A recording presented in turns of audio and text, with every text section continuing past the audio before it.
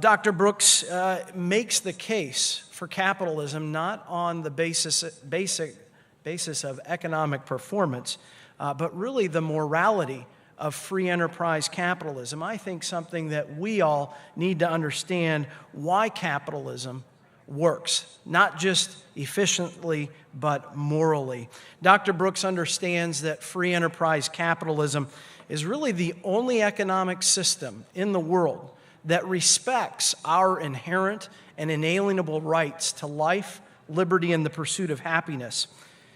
We know that it is free enterprise capitalism that has done more to lift up the poor, to clothe, to feed, to house, to heal more people around the world than really all of the other economic systems combined. So it is my honor to introduce to you a great and strong defender of free enterprise capitalism. So please help me in giving Dr. Arthur Brooks a warm Pennsylvania Leadership Conference welcome. Dr. Brooks. Thank you. Thank you so much. What an honor to be with you. I've been looking forward to this. This is an important conference. This is the beginning of victory for our cause. It's going to start right here, and it's a wonderful honor for us at AEI to be with you today. So, a guy shows up at the pearly gates. He says, "I'm here, let me in." St. Peter says, "Not so fast. What's your name?" He says, "My name is Joe Smith." He says, Smith. Yeah. No record of you doing anything good for anybody." He says, "No, I've done a lot of good for people. Let me in." He says, St. Peter says, "You better give me an example." He says, "Okay, well, yeah, I got it. So I'm walking down the street and I hear this lady screaming. And I realize she's being attacked by this big guy. She's being robbed. So I went running up to her and I said, 'Is he bothering you?' And she said, 'Yeah.' And I looked at the guy and he said, 'Hey, buddy, lay off.' And the big guy's huge. He says, 'Oh, yeah? Who's going to make me?' And I said to him, 'I am.' St. Peter says, "That's really brave. When did that happen?"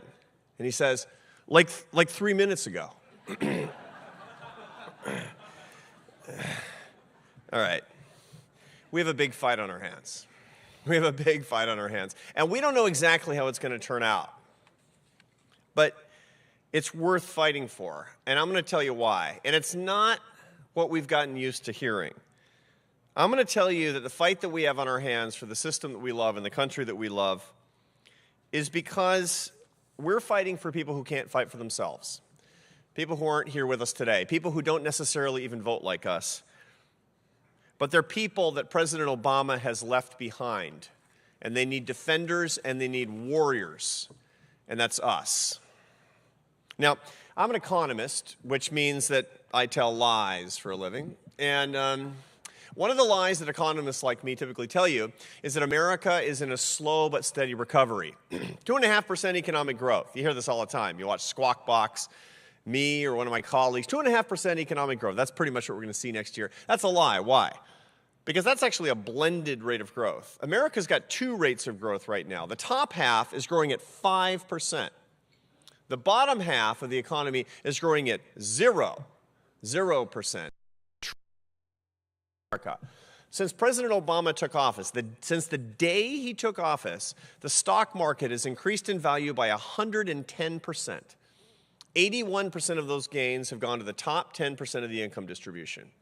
The bottom has gotten poorer. You know, Obama's government is walking around getting people signed up for food stamps, but still, consider the difference. Since he took office and today, the number of people in America on food stamps has gone from 32 million to 48 million. A 50% increase in the percentage or in the number of people in the greatest, richest country in the history of the world that are so poor that they have to rely on their own government to be able to eat and feed their families. The percentage of the working population has fallen to 63%. That's the lowest it's been since the bad old days of Jimmy Carter. You know what the African-American teenage unemployment rate is in America today? 37%. And that only includes African American teenagers that are actively looking for work. This is a scandal. Obamonomics makes the rich richer and it makes the poor poorer. Somebody's got to fight for the bottom half. It doesn't matter how they vote. Patriots fight for their fellow citizens. We're the patriots.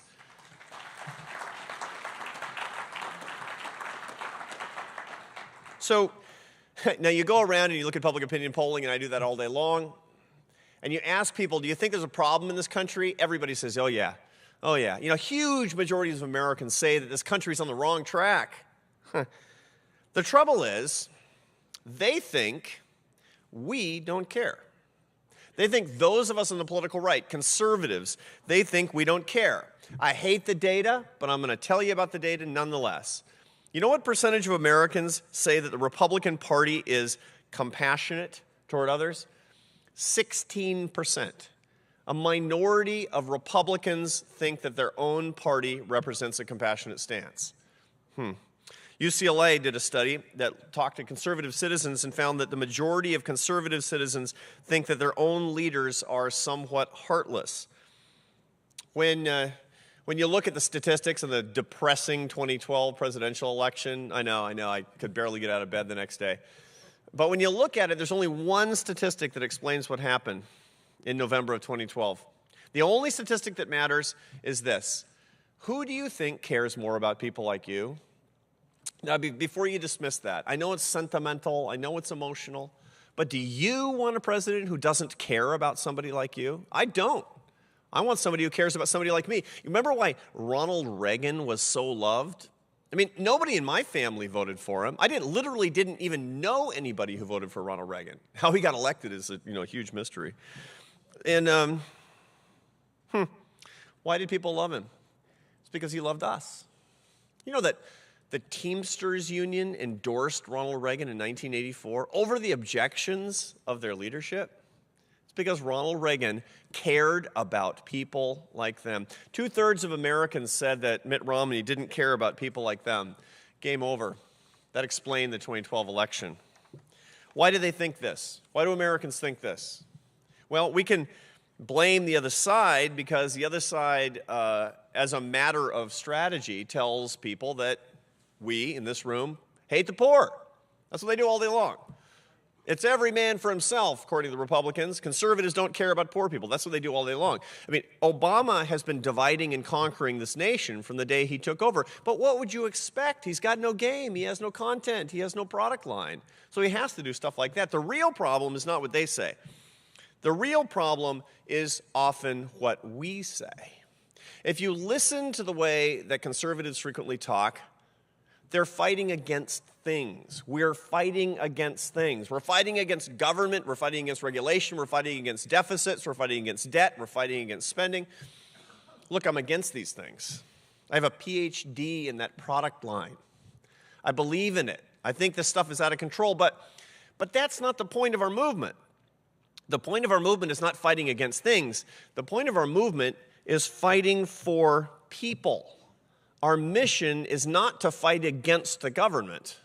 We only fight against the government because it hurts people. You were talking about Obamacare right now. The problem with Obamacare is not Obamacare. The problem with Obamacare is the effect that it has on vulnerable citizens. That's the problem. The free enterprise system is not about profits and efficiency, and it's not about tearing down the state. The point of the free enterprise system is fighting for opportunity for people who need it the most. That's you, if you're like me and you grew up with very little. If it's not you, then it was your grandparents who came over here on a boat. They weren't entering into Ellis Island saying, thank God I'm finally in America where I can get that better system of forced income redistribution. They said, thank God I'm in America where I can actually be rewarded for my hard work. The free enterprise system is designed to lift people up. That's why I came into this movement in the first place. I told you nobody in my family voted for Reagan. I'm from Seattle, Washington, from a family of artists and college professors. I'm from like the Soviet Union, right? Why did I change my views? Actually, why did I form my views? Because when I was in my early 20s, I started to read. What I care about a lot is poverty, and so do you. And here's what I found out. What did poverty look like when everybody in this room who was about my age was a little kid? In 1970, poverty, it was a picture in the National Geographic of a kid in sub-Saharan Africa with a distended belly and flies on his face. You remember that? And there was nothing we could do about it except offer up prayers and maybe put a couple of coins in the basket in the second collection at church. That was it. What is it today? What does poverty look like today? There's still too much poverty, but what's the difference? Here's the statistic. Between 1970, when I was a little kid, and today, the percentage of the world's poor living at starvation levels, $1 a day or less, that's how economists typically measure it, adjusted for inflation, the percentage of the world's population living on $1 a day or less since 1970 till today has decreased by 80%. An 80% decline in starvation level poverty. In our lifetimes, we've experienced this. It's amazing. It's the greatest anti-poverty achievement in the history of humanity, and it's been in our lifetime. So why? Why? Ask a liberal. The UN. Right? The International Monetary Fund and their fabulous lending and restructuring programs. No.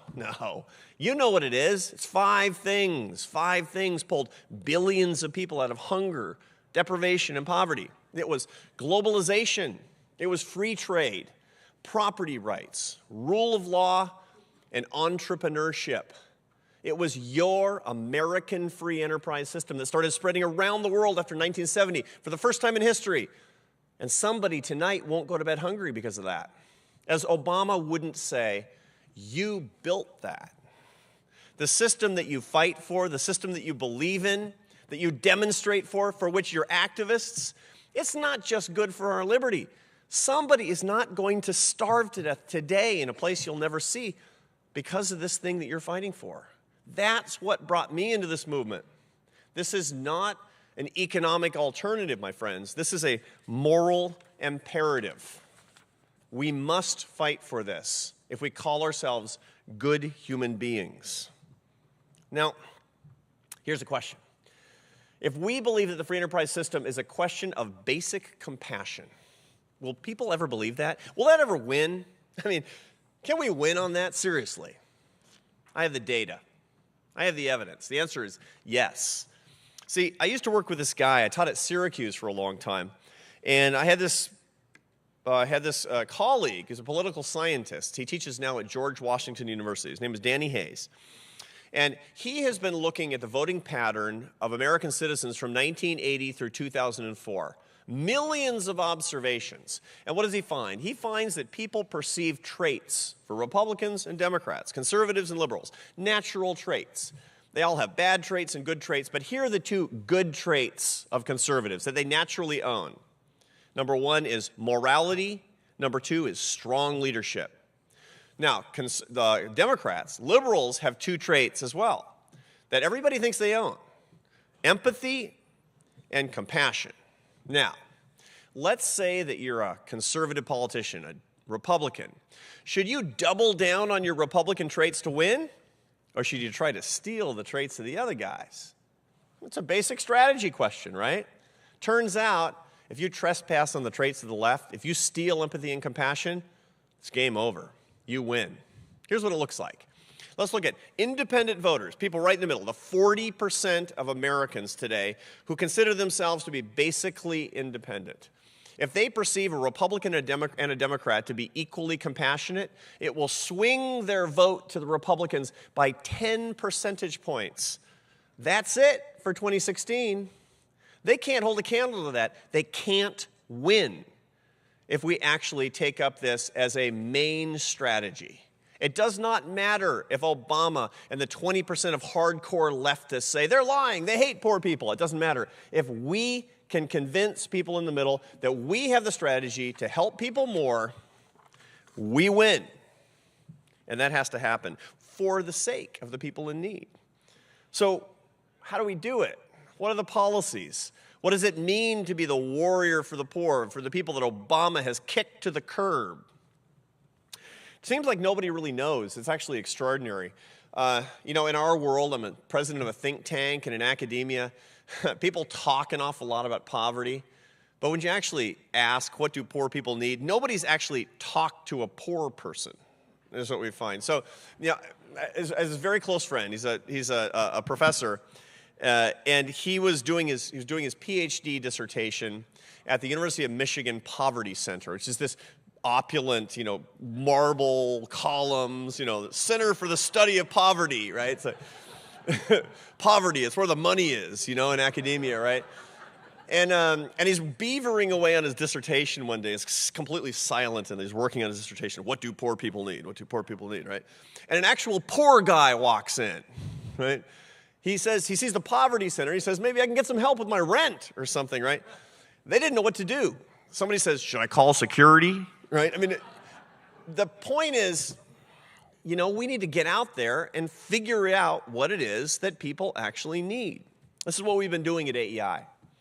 We've been actually making site visits, and we have a big poverty program where we're doing work in communities of actual vulnerability. And it's the most amazing thing. When you go to places that politicians never go, either because they take their votes for granted or they think they'll never get them, you hear them say these revealing things. For one thing, they sound like a bunch of right-wingers when they talk about culture, right? When they talk about God and family and community and work and all that stuff that liberals hate, right?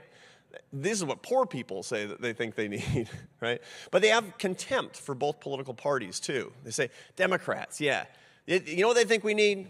They say, I'm going to take rich people's stuff and give it to you. We don't want rich people's stuff, they say.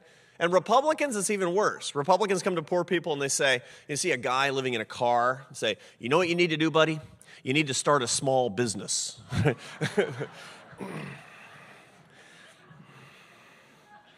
So, what do they need? When you ask them, what do they need? You know what they say? They say, we need hope. We need hope. Well, you know what we are? You know what we are on the right? You know what conservatives in America are? We're Hope Incorporated.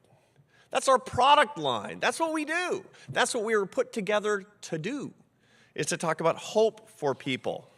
That's what we stand for morally. So here I submit to you is our hope agenda that's going to do more for the poor than any liberal policy agenda has been able to do in half a century. It's got 3 parts. It's got education, work, and entrepreneurship. And here's what I mean. There's no greater civil rights struggle of our time than education reform. I know a lot of you are activists in this. Boy, oh boy, this is the civil rights struggle of our time. School should be for kids, not for grown-ups. I mean, this is a basic axiom. How have we lost touch with this? It's extraordinary. If any of us ran our companies for the benefit of our employees instead of for the people that we're trying to serve, we'd go out of business, and we should. Yet bureaucracies at the local, state, county, and federal level, they protect schools for the benefit of grown-ups, not for kids. We don't have any sort of an infrastructure that talks about choice and innovation. The 2 characteristics of a successful company in the private sector, choice and innovation. You have to respect for your customers, and you have to allow your business to innovate so it can stay ahead of the competition. Those are the 2 things that are missing to empower parents and teachers, choice and innovation. We're so far off this standard. I live in Washington, D.C., the capital of the free world. Think about, I know, it's still the capital of the free world, and, that's why we fight. But look at the public schools in what's supposed to be the capital of the greatest city, of the greatest country in the history of the world. The public schools in Washington, D.C., per kid, per year, spend $18,475. And what do we get for that? We get a 56% graduation rate, but this is really what's telling. What percentage of 8th graders in the D.C. public schools read at grade level? 15%. 15. That's for $18,475. And you ask the public school system, what do you need to make that better? They say, more money. Yeah, right. Right down the rat hole. More money. That's a lie. Pouring more money down the well will never be the answer. Every single one of us in this room has to be a militant for that. Why? Because 25% of the kids in this country are being left behind, and it's not right. It's a scandal. It's a moral loss for this country. It's going to be a blot on our generation. Somebody's got to fight. It doesn't matter how they vote. Somebody's got to fight. Second is jobs. You know, I listened to the debate that's been going on in Washington, D.C. about jobs and the minimum wage. And you know, when you get a couple of beers into a liberal, you know what they talk about? They talk about the problem of dead-end jobs. I hear this all the time, dead-end jobs. Problem is that these jobs have no future. The problem with Walmart, these jobs have no future. McDonald's creates these dead-end jobs. Let's talk about dead-end jobs for a second. I bet some of you started out with dead-end jobs. Yeah, so did I. Well, okay, so let me be a little bit more humble about this here for a second. I was on a plane 5 or 6 years ago, and the guy next to me on the plane had the bad judgment to start talking to me. And so as an economist, one thing I wanted to know is what he does for a living. See, if you sit down next to me on an airplane, I'm going to ask you what you do for a living, because I think it's really fascinating what people do in their jobs all day. And so I asked the guy, turns out he's the chief financial officer of a company that owns 750 Burger Kings. I said, wow. I've never met anybody in that business, so I started grilling him about how the fast food industry works. You know, where do you find the managers, and how does the supply chain work, and all this kind of wonky, boring economist stuff. And he was really into it, because nobody's ever been interested in this job before, right? And at one point, I made an error. It was a stupid error, and I repudiated it immediately. I just, it was dumb, but I said, do you ever feel bad about creating a lot of dead-end jobs? I mean, I should know better. Look, I should know.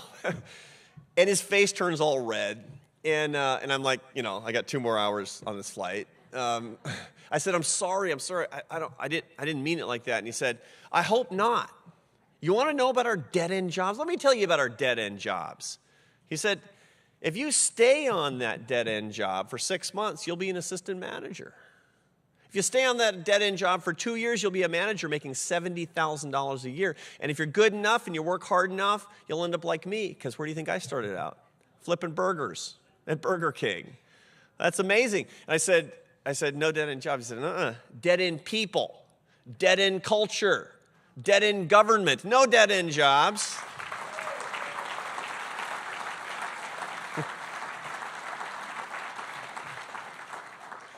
All jobs matter. We need to be militants for work. You know perfectly that people have a God-given right to earn their success, that to be dependent on the government, to learn their helplessness, is the greatest abuse of poor people we can possibly undertake in this country. And that's what the left is doing. Somebody's got to fight for them. Somebody's got to be a warrior for them, to stand up for a true jobs agenda as part of our culture. Now, I wouldn't actually ever be complete in this if I didn't talk about our favorite, which is entrepreneurship, the heroes of American culture. But I want to talk about it a little bit differently. See, when people talk about entrepreneurship, typically in the United States, they talk about rich people, right?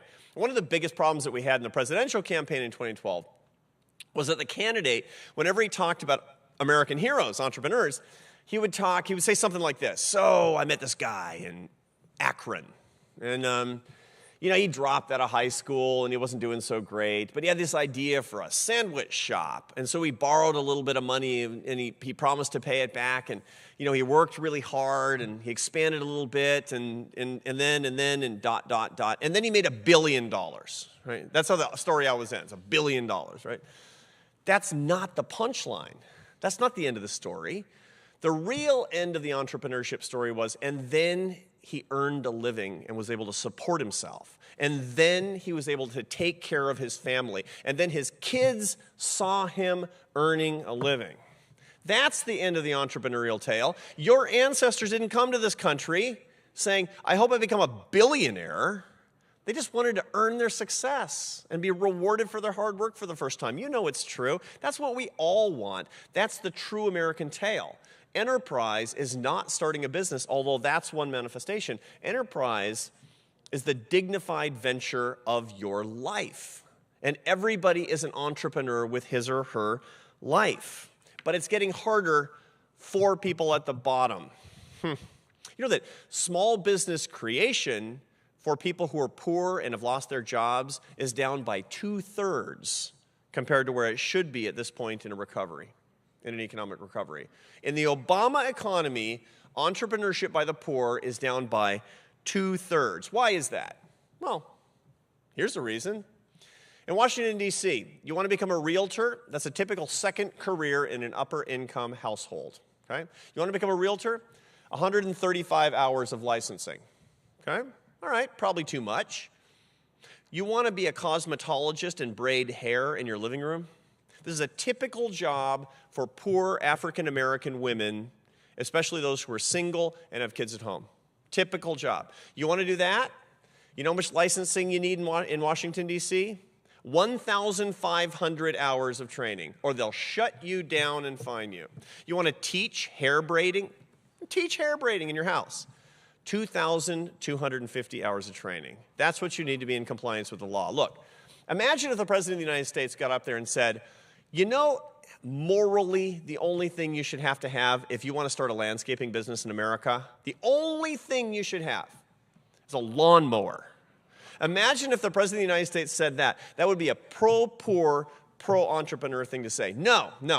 Instead, in my neighborhood, they just shut down and fined an 11-year-old girl for having a lemonade stand without a license. And I'm not making that up. That's in Bethesda, Maryland. That's the America that we're living in.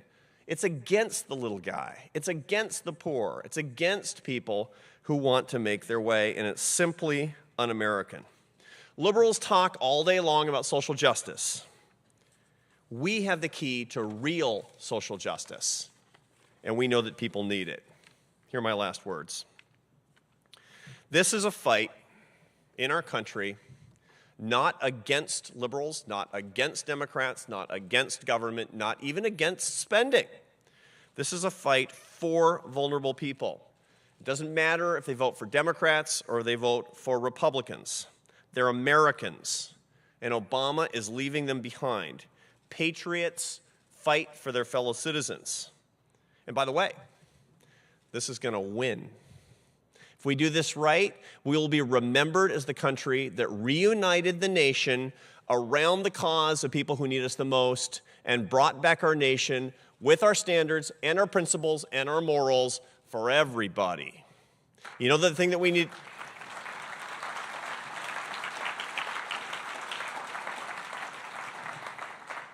The real question, the only question that remains for our movement is not this. It's not, are you angry enough to fight for free enterprise? Because I know you are, and so am I.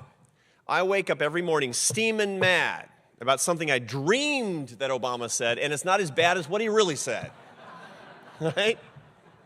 I know you're mad enough to fight for free enterprise. That's not the question. Here's the question that we need to ask ourselves. Do you have enough love written on your heart for every American to fight for the free enterprise system, starting at the very bottom? Because if you do, you're going to win, and you're going to save our country. God bless you, and thank you.